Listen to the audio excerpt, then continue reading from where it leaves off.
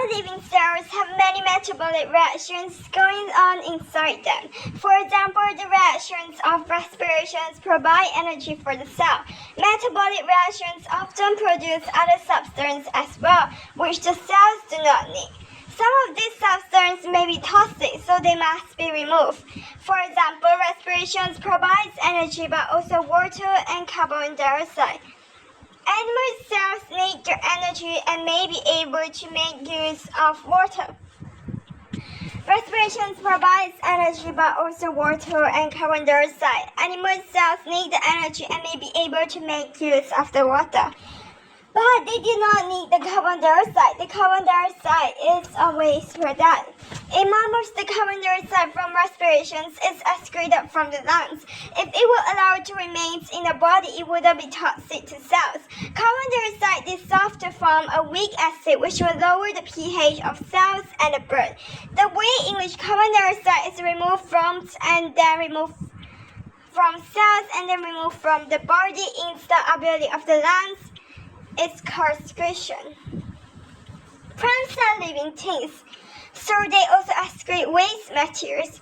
During daylight hours, plant cells can use the carbon dioxide that they produce in respirations for photosynthesis, so it is not a waste product for them at the time. Plants are living things, so they also excrete waste materials. During daylight hours, plant cells can use the carbon dioxide that they produce in respirations for photosynthesis, so it's not a waste product for them at that time. However, at night, plants cannot photosynthesis, but they continue to respire, so the carbon dioxide is a waste product. Plants excrete carbon dioxide through the stomata. Urea. Urea is a waste product that is produced in the liver in humans. Too much urea in the blood is toxic. Urea is removed from the blood by the kidneys. The kidneys also remove excess water and excess ions from the blood and produce urine. Urine flows down the ureters and into the bladders, where it is stored. When the sphincter muscle at the entrance to the urethra relaxes, the urine flows out of the body through the urethra. How urea is produced. We have seen that urea is formed in the liver. The liver makes up urea from excess proteins and amino acids. Animals, including humans, are not able to store proteins or amino acids in their body. Any that surpass the requirements are broken down to form urea. When you eat proteins, digestive enzymes in your stomach, duodenum, and ileum break them down into amino acids. The amino acids are absorbed into the blood capillaries in the villi in your ileums. The amino acids are absorbed into the blood capillaries in the villi in your ileums. These blood capillaries all dry up to form the hepatic portobells, which takes the amino acids to the liver. The liver allows some of the amino acids to carry on in the blood to other parts of your body. But if you have eaten more than you need, then some of them must be removed from the body. Which the liver allows some of the amino acids to carry on in the blood to other parts of the body.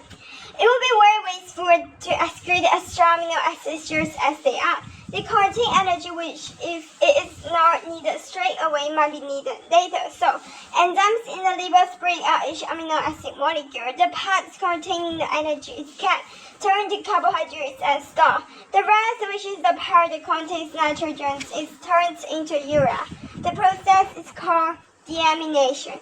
The urea dissolves in the blood plasma. The urea dissolves in the blood plasma and is taken to the kidneys to be excreted. The urea is dissolved in the blood plasma and is taken to the kidneys to be excreted. Urea dissolved in the blood plasma. So firstly, proteins in food is taken into alimentary canal. Secondly, the protein molecules are broken down to amino acids during digestion. The protein molecules are broken down to amino acids during digestion. And thirdly, the amino acids are absorbed into the blood and taken to the liver in the hepatic portal vein. The amino acids are absorbed into the blood and taken to the liver in the hepatic portal vein. Fourth, amino acids that are needed are made into proteins in the liver or released into the blood to be assimilated by body cells. Amino acids that are made into proteins in the liver or released into the blood to be assimilated by body cells. 8. And now fifth. The amino acids that are not needed are deaminated to carbohydrates and a nitrogen-containing compound. 6. The carbohydrates are used or stored in the liver. 7. The nitrogen-containing part is converted into urea. 8. The urea to be excreted and amino acids is to be used by the body are taken away from the blood. The kidneys. Urea is toxic. If too much builds up in the blood, you will get very ill. Homeostasis. So, we've seen how the kidneys remove urea from the body as well as excess water and ions. By doing this, the kidneys are helping to keep the quantities of this substance in the blood at the correct level. This is important to help the cells in the body to work efficiently. The environment of a living organism is always changing. Think about your own environment. The temperature of the air around you changes. For example, if you live in a temperate country, it might be negative 10 degrees outside on a cold day in winter and 23 degrees indoors. If you live in the tropics, the outside temperature can be over 40 degrees. The cells inside your body, however, do not have a changing environment. Your body keeps the environment inside you almost the same all the time. In the body, the temperature and the quantity of water in the blood are kept almost the same all the time. So is the concentrations of glucose in the blood.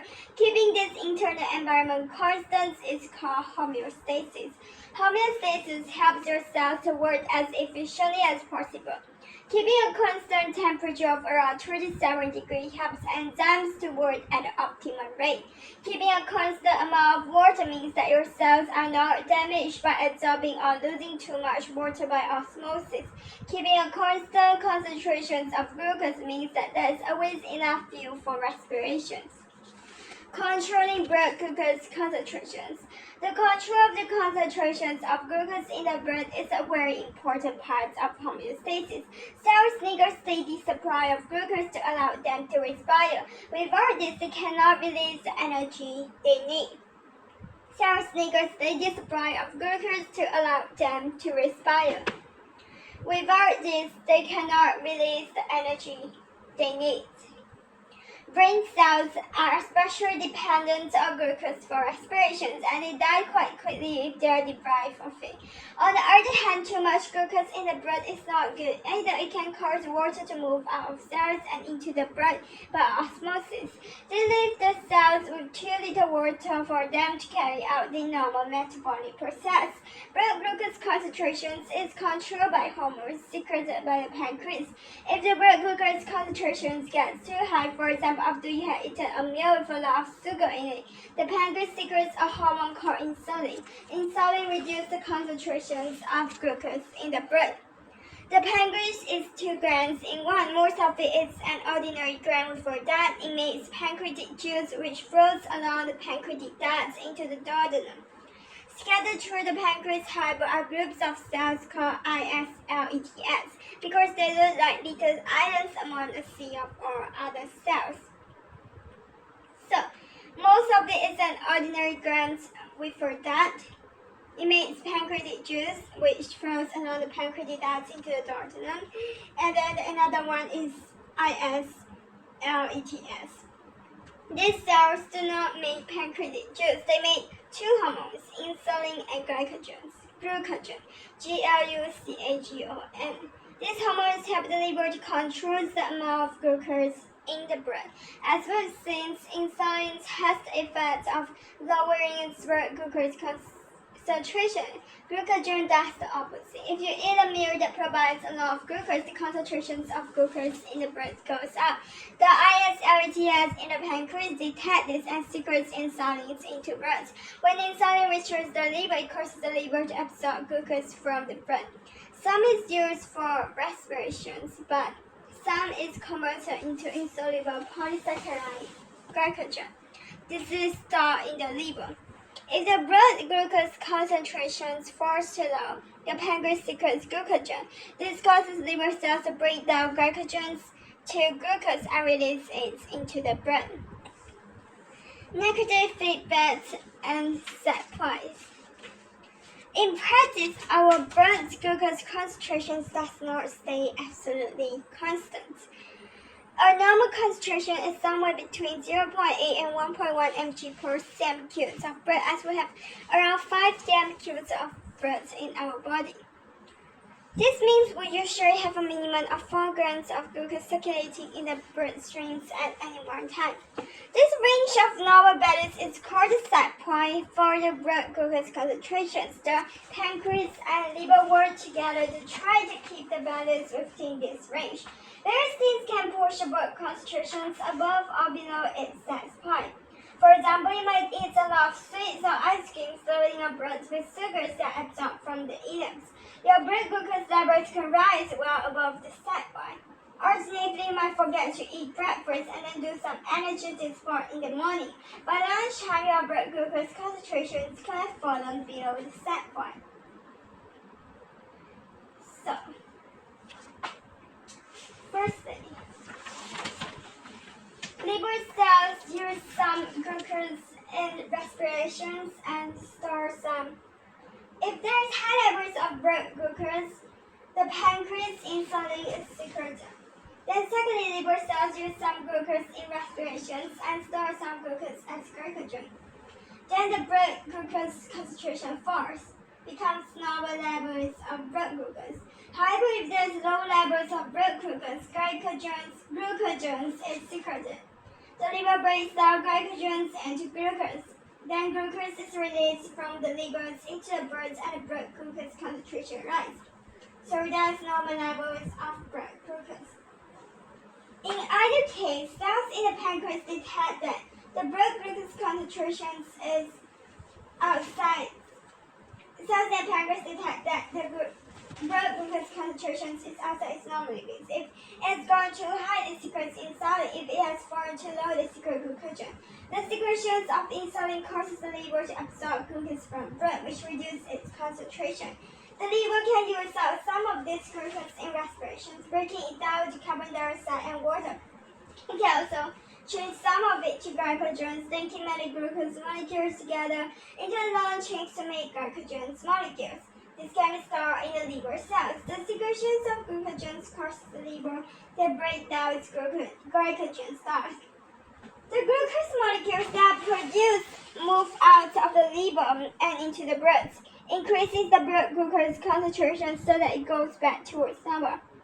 This is an example of negative feedback. In negative feedback, there is a set point, a normal level that the system tries to maintain. There's a measuring device that keeps track of whether the level is within the range of the set point. If a level goes outside the set point, this triggers events to happen that bring the level back into line again. These things do not happen instantaneously. For example, if your blood glucose concentration goes too high, it takes a short while for the cells in the pancreas to detect. There are more times needed for them to secrete insulin for insulin to get to the liver and only for the liver to take out glucose from the blood. Only then does the blood glucose concentration start to fall. This time lag means that blood glucose concentration often goes up and down around the set point rather than staying absolutely steady.